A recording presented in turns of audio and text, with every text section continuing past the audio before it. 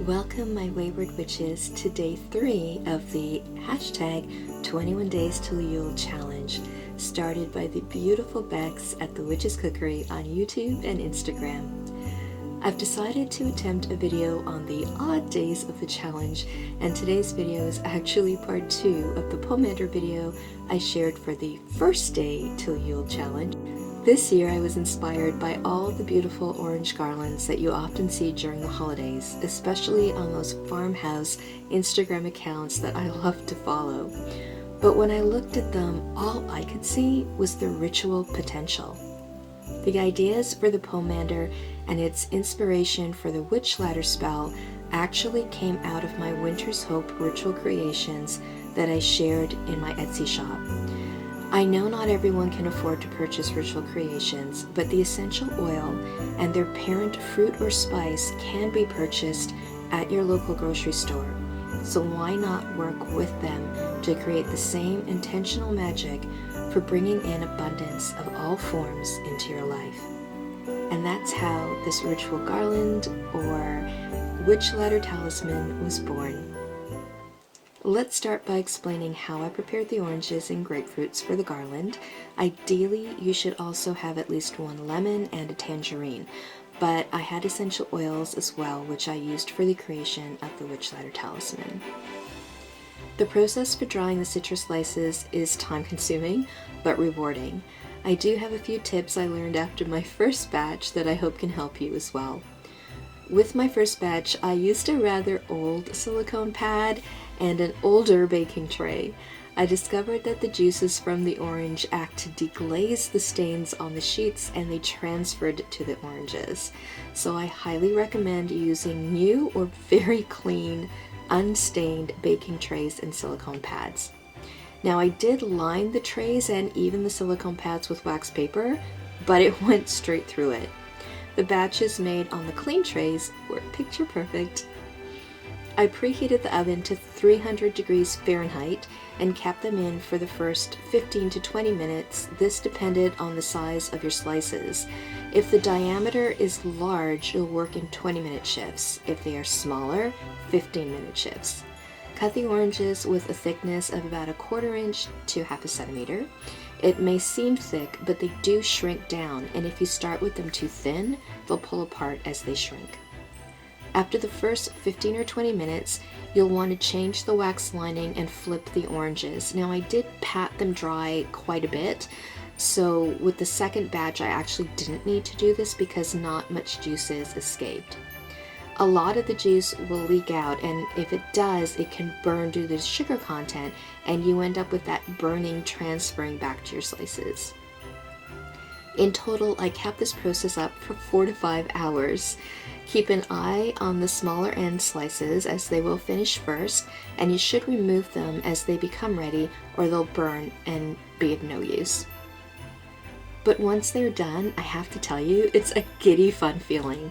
If you wish to add sigil magic to the process, I encourage you to use a dull knife, nail, needle, or perhaps your thumb to lightly score into the wax paper before placing the slices on them. But I don't recommend you use ink. It can again transfer over. Before we get into different ways to construct your witch ladder, I thought I'd take some time to share with you a little bit of the research I found out about these so-called witch ladders and how fact can evolve from folklores and assumptions.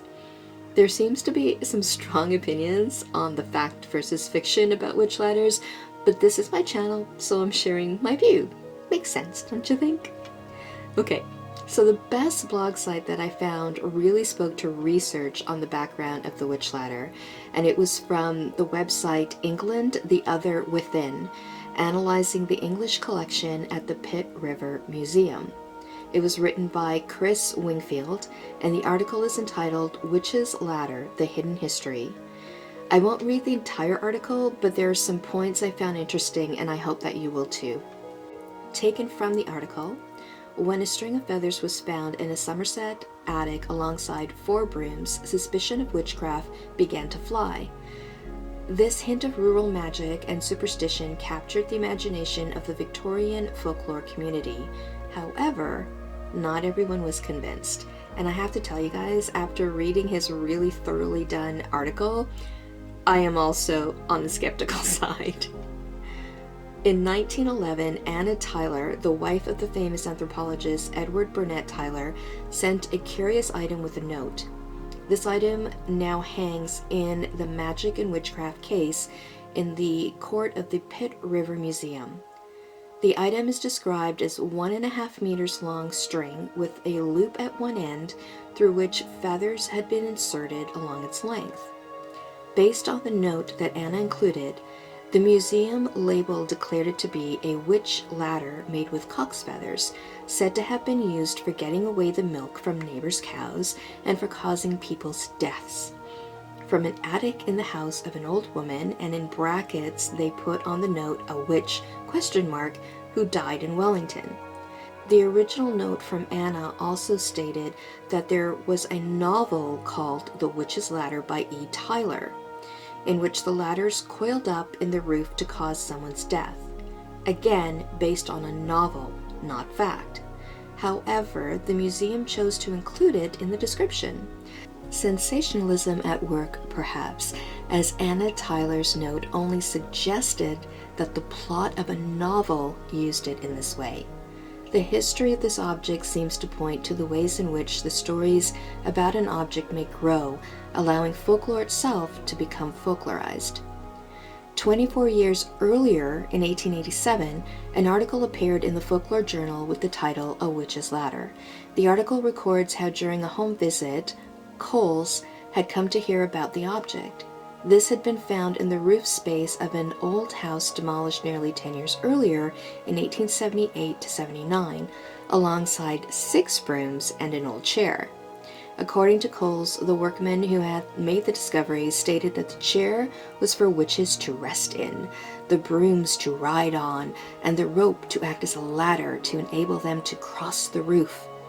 He states that he was not able to discover the grounds on which they based their assertions, but that they had no hesitation in, at first sight, designating the rope and feathers a witch's ladder. Now, my personal view, it actually reminds me of the witch hunt craze. This was an elderly woman living on a farmstead who died. She had brooms on a farm, go figure, and a chair. In some descriptions I've read in other blogs, it was a rocking chair, and this collection of feathers she kept on a string.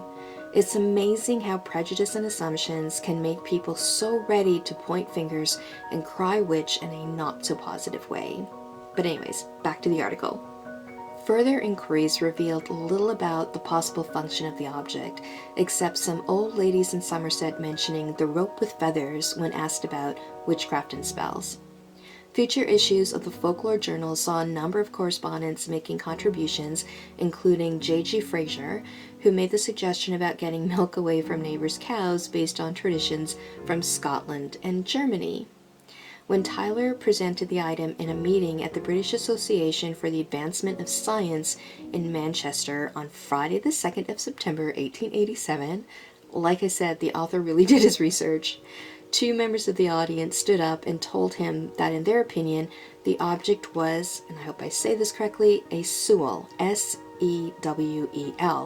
and would have been held in the hand to turn back deer when hunting. Tyler said that he would try to get one of these to compare it, but there is no record of whether he was successful. Interestingly though, a second witch's ladder was donated to the museum by the Tylers in 1911, and this had very new feathers on it. So could it be a sewel and not a witch's ladder? The verdict's still out. Following his embarrassing experience at the meeting in 1887, Tyler seemed to have been very reluctant to exhibit the object at the Second International Congress of Folklore when it was held in London in 1891, stating that, quote, "I have never found the necessary corroboration of the statement that such a thing was really used for magic." The article goes on to discuss fictionalizations of the witch ladder in writings and ends with the second life of the witch's ladder in modern witchcraft. From the article, it states, "Since Tyler's day, witches' ladders have become an item in the practice of Wicca or contemporary witchcraft, into which positive wishes can be bound. However, this tradition was drawn strongly on the works of Gerald Gardner, Margaret Murray, and Charles Lalonde, all prominent members of the Folklore Society and therefore likely to have known of Tyler's discovery. As no other example of an old witch's ladder has ever been recorded, it is quite possible that much of the contemporary tradition of using the witch's ladder in witchcraft might derive from this single discovery in the attic of an old house in Somerset in 1878 to 79. So that is what I found out about the witch's ladder, but the truth is, regardless of whether it was actually used by a witch for witches' purposes, it is now a form of inspiration, and that is truly the magic. That people of our paths, as varied as they are and as international as they are, can look at the world through the eyes of a magical being and see the potential that exists. So now the fun part begins. How I constructed my interpretation of a witch's ladder for bringing in abundance into 2021. I do recommend thinking about the ritual intention of your garland, because you don't have to do it for abundance. What do the energies of the oranges and the spices or essential oils that you're using, what do they represent to you? What do you want to bring into your life? Now, when I speak about abundance, I'm not speaking just about monetary abundance. This is a huge misnomer when people work with the Hindu goddess Lakshmi Mata. She's not about wealth, she's about abundance. And abundance is about the joy of your life, the love of your life, the health of your life. It's not just about financial abundance, and that's what this is bringing in. For me, I used lava stones to assign an energy and intention to each orange as I strung them. And I also infused a little bit of crystal magic in the middle, because there's this little gap in the center of the oranges as they dry, and I tried to position the crystal so that it would almost work like a sun catcher and help radiate that energy throughout my space. If you are using the knot spell, what will you be tying the knot around, if anything? I chose cinnamon for the role as it actually played in my workings, but decided to add evergreen boughs so that the magic will be evergreen or always alive and present in my life. Whether you choose to make a whole pomander tied with 9 ribbons or deconstructed garland, you can also incorporate the witch knot spell to add a little power to your workings. Many witches have their own way of drawing in or pushing away energy. Honestly, for my workings, the direction is dictated by the intent, as one direction can take on many energies, not just one. If constructing or deconstructing a pomander to bring in abundance, think how this feels to you and trust yourself. Do you wish to draw down the energy into your life? Then work from ribbons and cloves from the top down, adding evergreens at the bottom to shower the intention into your life. If you've got one of those crystal sun catchers, put that right at the bottom too, so that as the energy trickles down, it infuses that crystal and just permeates your home. If you want to send out that intention into the universe to do its thing, then work from the bottom up. The magic is truly within you, so it's how you feel the power will work best. Working in the original concept of the pomander, I'm using lava stones, which I infused with the aromatherapy oils based on my ritual intentions. While I did share this with my Patreons, I encourage you to research scents related to abundance, health, but more so, go with your instinct and what feels right to you. As always, even though they are aromatics, aromatherapy oils can have contraindicators for some individuals, so please do your research on that as well and consult a professional before working with them. Because I know my Patreons are also watching, for my Green Witch Patreons this December, they'll receive written PDFs on the Materia Magicus of the 8 essential oils that were used in my Winter's Hope ritual workings, which include the Pomander and Pomander Witch Ladder that I'm sharing with you through YouTube. The PDF includes the magical properties that I personally associate with each ingredient, and the materia medica for the 3 spices mentioned. So quite a bit of bonus material for my green witches this month. My cottage witch patrons will receive a PDF with a little history lesson on the pomander itself and an original 1800s recipe for constructing one, as well as a deconstructed tea. My hedge witches were mailed out a ritual silver pendant pomander as a token for my gratitude for their support, which hopefully they will receive in time for the solstice. Since I did a little extra for my Patreons for December, I don't think they'll mind me sharing some of that information here with you today. So here are the 8 magical essential oils used to dress my pomander and infuse the lava stones that will be part of the Witch Ladder's Winter's Hope ritual for abundance. In my workings this season, the spirit of Grandfather Grapefruit was called upon to awaken our senses and promote mental clarity. It signifies inner strength and resilience in adversity, and is an appropriate oil for initiation rituals to add the renewal of the soul. The perfect intentions for the winter solstice.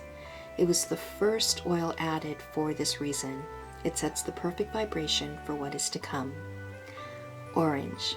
I called on orange's energy as a protector towards healing and as an energetic boost to the immune system, that stagnant energies of a year in quarantine can be released and stimulated towards healing, creativity, and attracting good fortune. If you feel healthy, you act healthy, and you are more motivated to manifest your beautiful, abundant future. Tangerine. The spirit of tangerine was called upon to awaken the solar plexus and the strength of our own willpower, to awaken essentially the core of the magic within us. As an essential oil, she's uplifting and rejuvenating to the body, heart, and mind, helping to shift focus from stress and fear to potential and hope, encouraging you to be bold, courageous, charismatic, and brave. The spirit of lemon can be added with the intention of reminding us that sometimes life can still deal us lemons, but that should not dissuade us, discourage us.